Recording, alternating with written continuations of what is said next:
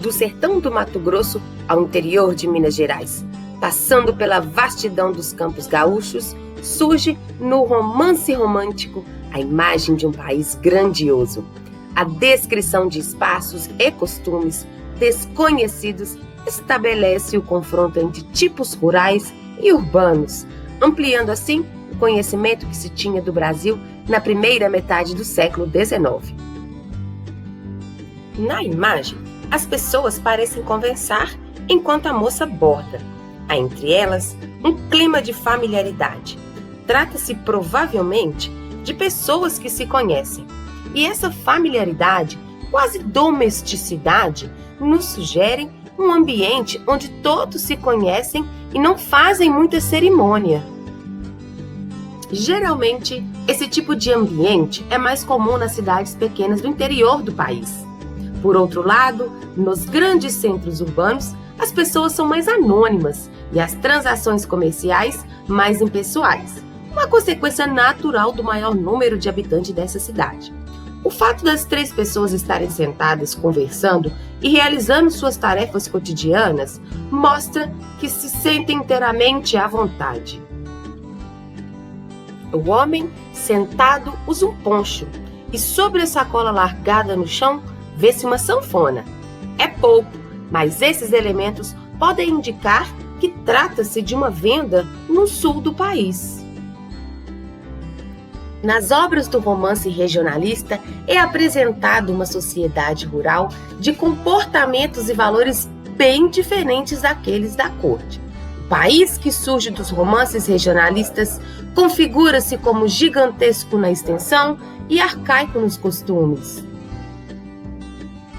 A ficção romântica vai aos poucos conquistando o território nacional pelas mãos de escritores como José de Alencar, Visconde de Taunay, Franklin Távora e Bernardo Guimarães. Revelar o Brasil para os brasileiros é o objetivo que define o projeto literário dos romances regionalistas. Na primeira metade do século XIX, a conduta das pessoas que viviam nas cidades era muito influenciada por modelos importados da Europa. Os livros e folhetins que liam contribuíam para a divulgação desses modelos. Foi aí que alguns escritores românticos decidiram, então, usar suas narrativas para divulgar os aspectos locais. E assim, quando o leitor do Rio de Janeiro ou de São Paulo lia um romance regionalista, ele entrava em contato com o Brasil patriarcal, onde a vida das mulheres era inteiramente decidida e controlada pelos homens, pais ou maridos. As obras regionalistas mostram mais retratos locais das pessoas e dos costumes do meio rural do que o quadro geral de uma época.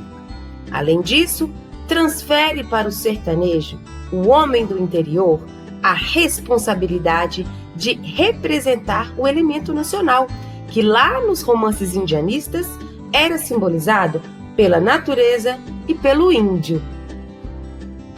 Os leitores dos romances regionalistas eram os mesmos de qualquer outro romance, moradores de classe média do centro urbano, principalmente do Rio de Janeiro. Algumas passagens desses romances nos permitem compreender ainda melhor por que o brasileiro do interior não lia os romances românticos. Ele vivia distante das influências europeias e via o conhecimento como algo perigoso. Associava os livros a uma ameaça moral às moças de família. Então, os romances regionalistas tinham como projeto literário a formação de uma identidade nacional, revelando o Brasil para os brasileiros, através da apresentação de tipos e costumes regionais.